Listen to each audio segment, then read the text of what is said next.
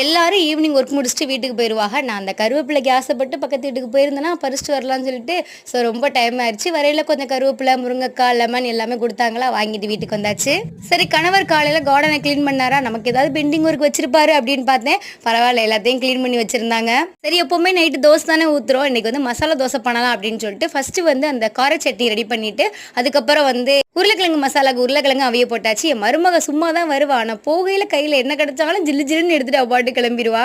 நான் கூட மசாலா தோசை ஈஸியா பண்ணிடலாம் அப்படின்னு பார்த்தேன். நார்மல் தோசை கூட ஒரு 5 மினிட்ஸ் 10 மினிட்ஸ் தான் ஆகும். அதுக்குள்ள ஊத்தி எடுத்துடலாம். ஆனா இது கொஞ்சம் டைம் ஆயிருச்சு. பட் பெருசா எதுவுமே இல்ல. நார்மலா தோசை ஊத்துற மாதிரி ஊத்திட்டு, அதுக்கு மேல தக்காளி சட்னி ஈவனா ஸ்ப்ரெட் பண்ணி விட்டுட்டு, அதுக்கப்புறம் நம்ம ரெடி பண்ணி வச்சிருக்கோம்ல மசாலா கிழங்கு, அது மேல வச்சு க்ளோஸ் பண்ணிட்டு இங்கிட்டு ஒரு பெரட்டு அங்கிட்டு ஒரு பெரட்டு, அவ்வளவுதான். நம்ம மசாலா தோசை ரெடி. செய்யல கொஞ்சம் கஷ்டமா இருந்துச்சு. அப்புறம் கணவர் சாப்பிட்டு பார்த்துட்டு செம்மையா இருக்கு சொன்னாரு. அதுல எல்லா வழியும் பறந்து போச்சு. And hi Deepa, Vijayalakshmi, Usha, hi.